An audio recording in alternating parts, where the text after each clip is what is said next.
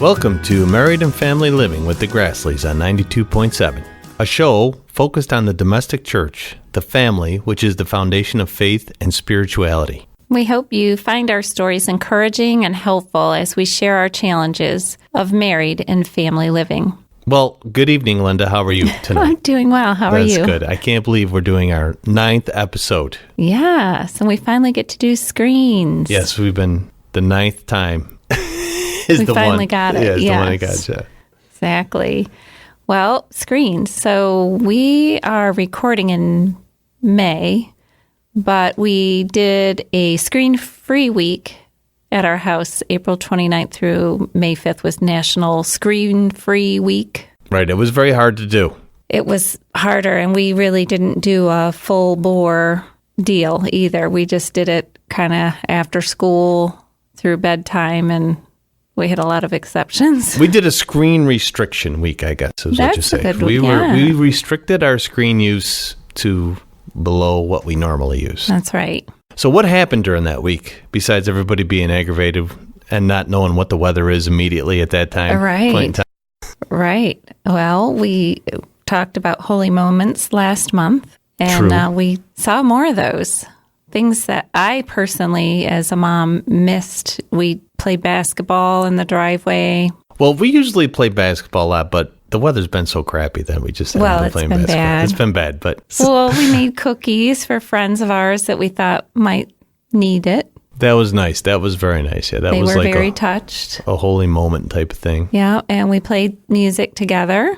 That was nice. I always enjoy coming home and listening to music at the house, even though I'm not musically inclined. I did enjoy that. So, and we got to go to Rosary together as a family, which we haven't done in a long time. That was special. That was a holy moment. That was. For sure. So hopefully, before we get into screens, hopefully the holy moments keep on coming. Right. Because I was having a rough week, and I actually caught our show, and I'm like, I need to be a little more mindful of what I'm telling everybody to do.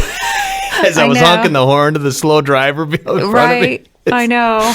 We have all these great ideas, but sometimes it's hard to follow through on these ideas. Well, and we're like everybody else, we're just humans. So, but anyway, we could list all the moments that we had in that short time, but the list goes on, and you can see where I'm going. We really made some connections that we haven't been able to with each other in a while without having screens. It was nice. Right. So it's kind of interesting we're doing screens this week, because last week at work, an older guy, not too much older, but he was taking care of his 4-year-old grandchild, and he was talking about how his daughter lets the grandchild use the screen a little too much. And I was like, really? I mentioned the 60 Minutes episode that we talked about in December 8th, I think it was, where I got to use my new favorite term, the premature pruning of the frontal cortex. Right.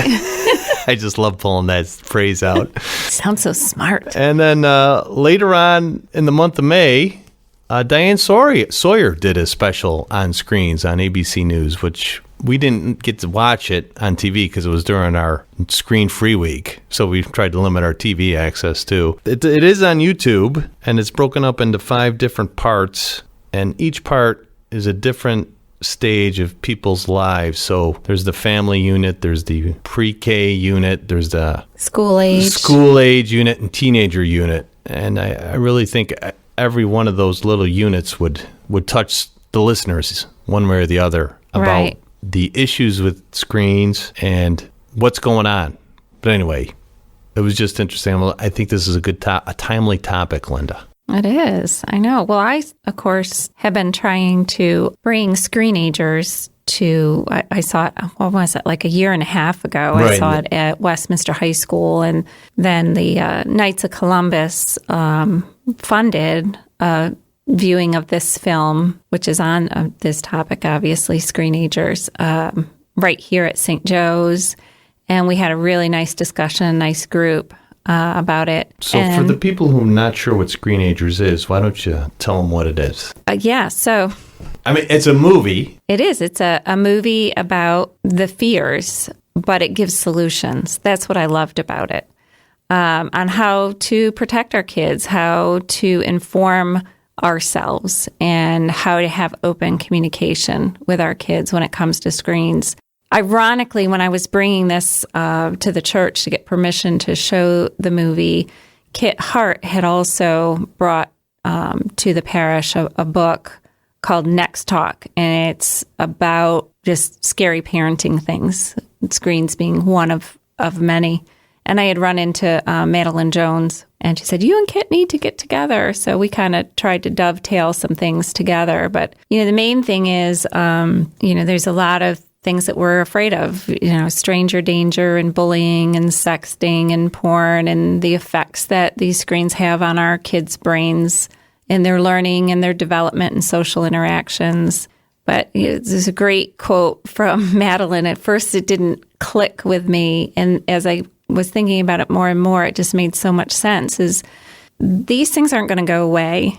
And they will probably happen to your kids, all these things that we're fearful of. So have peace, because it will happen. It's kind of like, yes. Sounds scary, right? Right. But it's not really whether it's going to happen or not. It's how you're going to respond to it. Right. So it's kind of like your kid. Catherine's starting to drive now, and, it's kind of like, oh my gosh, she's driving by herself. And you think to yourself, well, she's going to get in an accident one of these days, or she's going to ding somebody's car. But right.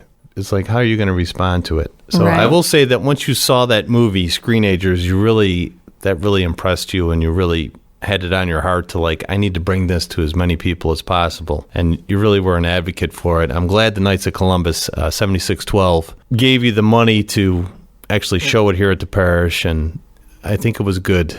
Yeah. It was good. There was some people, of course, there wasn't the 200-300 people we had there. But when you showed it here, how many people were on their phones while you were showing the movie? Screenagers did. Some were. Were they looking it up? But it's really important, and we've had conversations with many groups. I had a woman come up to me during Coffee and Donuts this last week or the week before and said, when are you going to show Screenagers again? And I'm like, well, there's some money involved in that and a lot of preparation. However, we're working on getting it at St. John's School and Community in Westminster in the fall. So the thing is we loved what came out of it, and when I had seen it by myself, and then my entire family got to see it when it was here at St. Joe's, so that we aren't always in this state of fear, thinking about how our families can be safe and how we can act in self-control using devices with all the things that we need them for these days. But the film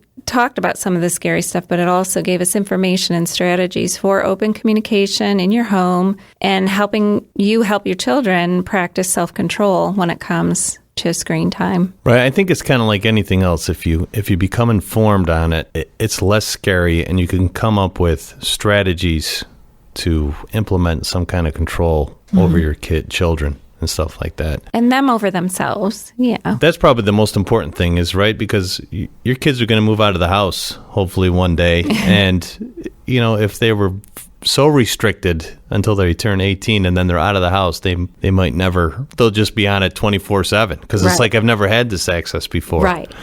So you want your child to have the self-control to say, I've been on this enough. I'm turning it off now and go out and smell the roses or do a hike like we like to do. Right. Well, the woman who put the film together, she's a doctor, and her daughter wanted a cell phone. And so that she just kind of started this quest researching how it would affect her and the family and what kind of rules to put in place and that kind of thing. She writes, I guess you'd call it a blog or an article each week on something that's called Tech Talk Tuesday. And you can sign up for an email. So we get that every week. She blogs about a specific issue and then always ends with questions, and they spark conversations. We may not use it every week, but regularly. And on her website, screenagersmovie.com, there are all sorts of resources that you can find.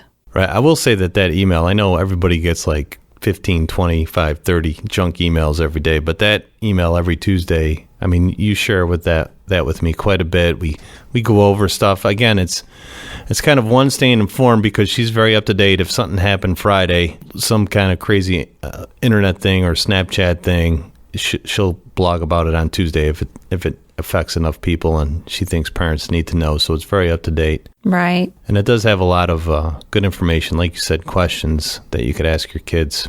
Right. It's amazing. You can just bring up the topic, and just the tech talk. Today is Tuesday, as we're recording this, that came in today was, instead of using scare tactics like, some stranger's going to get you if you are on your device, and give personal information, she called it sacred tactics. Instead of scare tactics, sacred tactics. Sacred tactics. Yes. And just to be calm and have that conversation. Yeah, and then she went into the details of scare tactics, how it really doesn't work.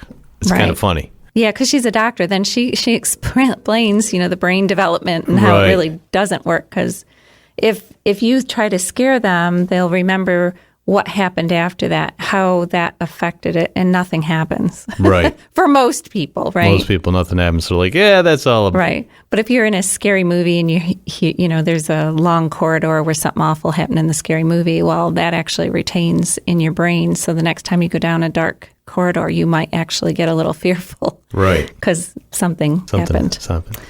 So, all right. Some other resources that we have used is Focus on the Family. I know we talk about them a lot, but they provide a lot of great resources for families. And you can download for free A Parent's Guide to Technology on their site. And that talks about, as Al and I are a little older parents, so we didn't know a lot about apps and certain things that kids are getting into. And it talks about the details of each one and how you can understand the apps and how you can get into them to see what's going on.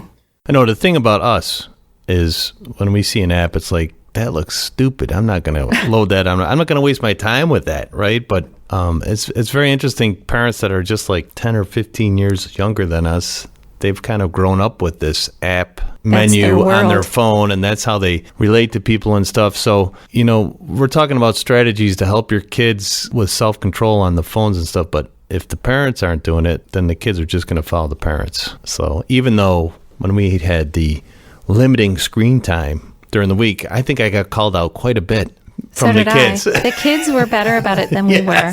Clearly. And I think was called a hypocrite at one point. Really? No, I think the kids just like yelling at the parents when they get the chance to do that. Yeah, well, true. So, but I'm just checking. I have to check something. I have to check and see if something important. Yeah, exactly. It's always the weather. What else is it? I got to check the weather. I mean, I like checking the stock market. Yeah. Well, I got to see what the score of the hockey game is. Because it's hockey season. So yeah, you got to be intentional about shutting those off. Or it's kind of funny too. Getting back to the instant gratification. It's like if you see somebody on a movie. Oh, I know that actor from where was he in? And then like, oh, let me look it up. Always. It's like, when we were growing up, it's like, yeah, who cares? Let's go to the library and look it up in the encyclopedia. Nah. Yeah, let's enjoy the movie. Let's enjoy the movie instead of trying to figure out where that actor was before. Right. So it's kind of living in the moment. So you are listening to Married and Family Living with the Grasleys on WSJF 92.7 LP. All right, Linda, so what else would you like to talk about? Screens. Well, just a couple of other tools that are helpful, that we have found helpful, to find a good filtering and monitoring software or app, whether it's phones or your computers. We use something called Covenant Eyes, and they give us a report each week. Al actually set it up because I get very frustrated with those things. But then I read the report.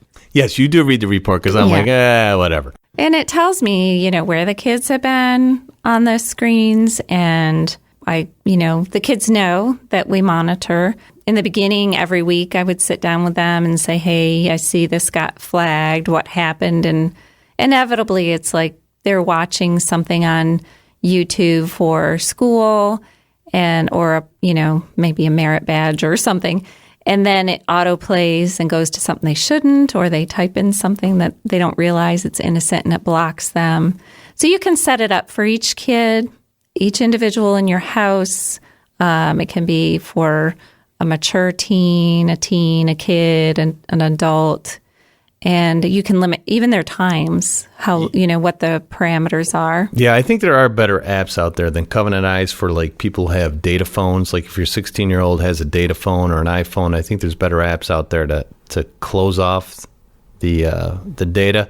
But for Covenant Eyes, we have mostly the devices we have for our kids are Wi-Fi. They have to hook up with our Wi-Fi. So we have a time limit on the Wi-Fi with the X-Fi app, which that took a while to set up. It was a little difficult. I actually had to call up Comcast, so that could be a little frustrating. But once it gets set up and you specify a device to a kid, you can limit that device. Okay, like if the kids have that device, you can set up a bedtime for that device. So the device would be turned off at 8 p.m. and then turned on again at 7 o'clock in the morning. Whatever your family needs, right? Yeah, and it's kind of, if your child knows that that's going to happen, they get used to it. It's like, all right, that's just the way it is. Right. But if you have unlimited access and it's always on, it's kind of that Diane Sawyer special. The first episode that I shared with you, they monitored this family for, was it a day or a week? A day. It was a day. And one of the kids actually, they had a place to put the phones down in the living room at night. And one of the kids woke up at 2 o'clock in the morning and come down and scroll for an hour. It was crazy. Yeah.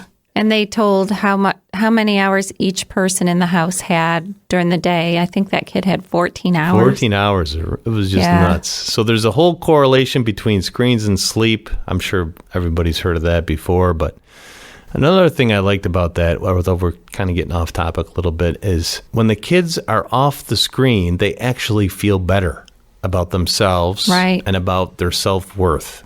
If you have a kid that is spending 12, 14, 16 hours on it, they just feel like they don't compare.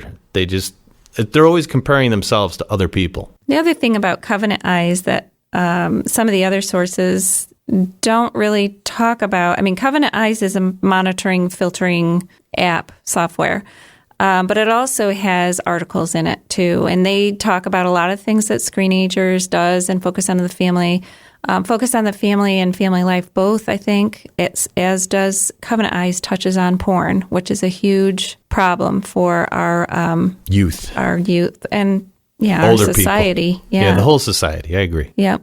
So, but I like Covenant Eyes myself because it gives us the tools to limit internet use and see what the kids are doing and allow us to talk to them about it. And, helps to block questionable sites. It just gives the kids more freedom to use the internet safely. But also, as we know, there might be sites that seemingly are innocent, like YouTube Kids. Yeah, they had a scare there about 3 months ago or something. Some meme was coming up about suicide or something. I can't remember exactly. But, and then you got to think about where you have your computer set up. So... we like to have that monitored, have it out in an open space where anybody can walk through. And yeah, that's one of the things that's another strategy we do is nobody really takes their devices into their room. Occasionally they do, but pretty much it's not acceptable. If they do take it in the room, they're listening to music on a Bluetooth speaker. Mm-hmm. Most of the time, and the internet's usually turned off when they take the device in. So it's a little bit keeping it open. Another thing about the monitoring app that you have is, I know you've done it a couple times where you've showed one of our children how long they've been on the last hour, and it's like it's time for you to get off. Yeah. Which is, again, it's another tool, because if you say you've been on there too long, like, Mom, I am not. It's like, here, look at this right here. This is what I'm saying. Honestly, my kids, I know. None of us are perfect, but our kids don't say that. Well. It's usually, really? I've been on that long? Right. You get lost in it. It's so easy to get lost in it. What about checking up on games and things like that? And movies. We have to, for movie night, we have to check up, make sure that they're safe for... Yeah, one site I really like is Common Sense Media, which is very good for movies. It is good for games if you're thinking about getting a game for a kid, Fortnite's the big game right now. Well, it's probably a little bit older, but it's still pretty big. But it'll tell you what's going on with it, what's involved. We really use it for movies. They also have reviews about apps on there too. Oh, that's good. Mm-hmm. And another thing we like to use is Plugged In. Plugged In, yes. From Focus on the Family. Sorry, I was like, Plugged In. I forgot about that one, too. The database there isn't as deep as Common Sense Media. They really have a lot. But Plugged In is a Christian site, so it'll have a little bit more detail on our faith and how it might be bad. Bad or good. Bad or good. So, I mean, these are all tools to get you to figure out what to do with your family. Some things Lynn and I have done with our family, we've already touched on before, but we try to have a contract with the kids. Although we're going to redo that again, aren't we? Soon. Yeah. I think tomorrow night's the I just like before holiday, like before Christmas and before the summer, especially when they're sometimes bored. Yes. And they're like, oh, what can I do? And then they're on a screen. I like to redo that contract. There's a really good sample template screen time contract in the screenagersmovie.com site to help walk you through it. And one thing we learned through the movie and through our own mistake is, don't dictate. Don't dictate to the kids what the rules are, because they're going to be like, well, I didn't have anything to say in this. I'm not going to follow this. Right. And it was amazing how strict I thought the kids were with the rules they came up with. Generally, we don't allow any screens in our rooms, and school, you got to have it for school. We talked about in the cars. Did we already talk about that? We didn't talk about it in the cars. My rule has always been, we don't have a DVD player in the car anymore, but if the trip's not 2 hours or more, then we don't need to be watching movies. We don't need headphones. Right. So I know the music is very different now with the kids. Maybe we'd want them to wear the headphones. Right? But that's up to your discretion. Yeah.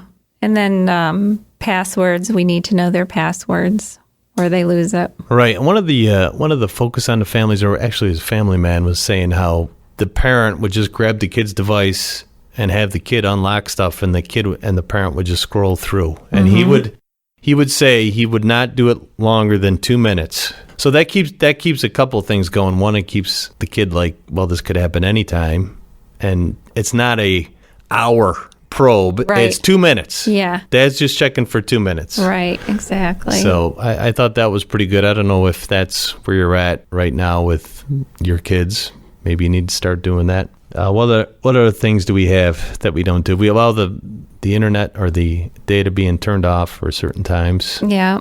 We always have, if the kids want to get on, they're pretty good about asking permission outside of hours or when they know we really don't want them on there. But I always say, look, you have a checklist before a screen. Like, there's certain things that are more important than screen that you need to get done beforehand. Homework.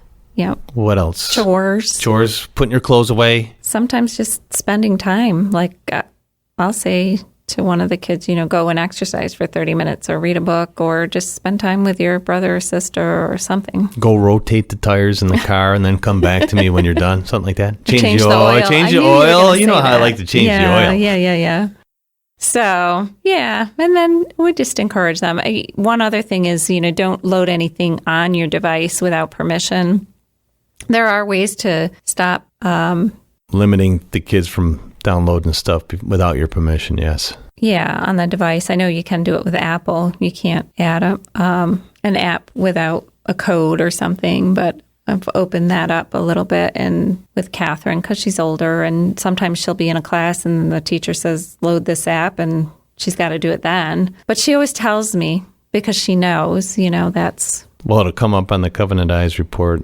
Well, it would, right. But she's pretty responsible. She's responsible that way. Another thing we do, too, is age limit a little bit on when the kids can get certain things. So a question that came up in the Screenagers movie with Dr. Delaney Rustin, I guess was her name, was what age? And, every family has to decide that based on their family, what their rules are, each kid. The maturity of the kid. Right, because we have differences in ours, but one thing is that, friends probably are an influence. So if they have something that your kid doesn't, they're going to be like, well, so-and-so, right? And sometimes it's hard to say no. It is hard to say no. I've had to say no a couple times. Mm-hmm. And the first time you say no is very hard.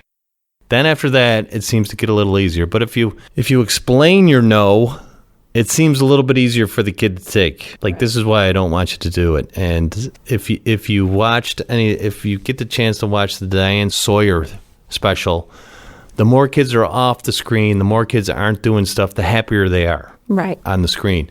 So my advice to you would be to hold off even longer than how old you think they should get it. Right. Which is kind of what we're doing, I would say. And it's going against the culture, really. Which is very difficult. Yep. But we need to, because we're advocates of our children, and we need to make sure that they're safe and they learn self-control in those areas. And, there was something that we had seen or read, 13 is kind of like the magic number, but even at that point, you don't have to buy them the latest and greatest smartphone. You could get an inexpensive phone. I mean, we started with flip phones for the kids. We knew that our oldest was going to be going on trips with her Civil Air Patrol and might need to contact us to say, hey, we're back early or we're going to be later. And you could even just do an iPod that just works on Wi-Fi in your house. Something like that, yes. You don't have to get a phone and make it dumb. You could do that too. Yeah. I guess our point is, if you're feeling like the tech is out of control in your family, it's never too late to start to dial it back. Right. And your kids will follow your lead. Mm-hmm. And it means you have to be accountable too, like we found out in Screen Free Week, how the kids make us accountable. Again, I think they just like yelling at us for some reason. But it's never too late. Don't bury your face in your phone and try to ignore the problem. Just try to do something. Your kids will thank you for it. When they're 21 or 22, they're not going to talk about that great Facebook app they had. They're going to talk about, hey, we went to the park on a Saturday and it was beautiful and I fell and broke my leg or something like that. They're going to remember that stuff. Swinging from a tree and broke my leg. Exactly. Or shoot your eye out. But it's never too late. So we just want to encourage you to, if you're having troubles and struggling with this, reach out to the resources we provided. If you want to get in touch with Linda on the Facebook page, isn't that counterintuitive, telling them to go to the Facebook page during the screen talk? But Linda really has this kind of in her heart to take control and help parents who are feeling like they struggle in this. She really does know quite a lot on this. So I was just along for the humor on this show. Do you want to wrap it up, Linda? Sure. Well, just remember, you need to find a system that works best for you and your family. And you can be more strict than us, which is probably impossible, or not as strict. But keep the conversation going with your family and make sure you're informing yourself. Check up on them. Kids really need and actually want boundaries. I think it keeps proving itself when we have these breaks. Again. And I had a conversation with somebody on the phone about, I made a joke that it's like living, for my kids, it probably feels like they live in a communist country. We're so strict with things. And my oldest in the background said, Mom, I really appreciate, as an older teen now, that you were strict. What, did she want you to buy her a smartphone or something when she's sucking up to you over that? We tried to remember for her birthday. Right. She said no. That's right. But yeah, like you said earlier, though, they're going to venture out in their teen years and as young adults, and they're going to be exposed to a lot more. And they're going to, we're hopefully setting all of our kids up with a good foundation and an expectation of self-control. And if they have questions, even when they're 22, 23, hopefully with these conversations that you started when they were 12, 13, 14, they'll feel free to come to you and say, hey, what do you, I'm having trouble with this or I'm doing that. Right. With screens and anything else. With that, I think this has been a 40-minute episode, Linda, because there's just so much information out there. So I don't know how that's they'll probably cut me off. Well, we hope this is helpful. We just want you to know you're not alone in this. We're all on this journey, and being real with each other, sharing ideas, encouraging each other, it can really mean a lot. So you thought screens was difficult? Yes. What's the next one? The talk. I really don't want to talk about the talk. Talking about sex with your children is the next topic. Don't we got to get an okay from Father Neville on that conversation? I don't think so. Tune in next month. And let us know how we're doing on Facebook at the Grasleys or at WSJF. Thank you very much. Thanks, Al and Linda, for that great information. And thank you for listening to Married and Family Living with the Grasleys on WSJF.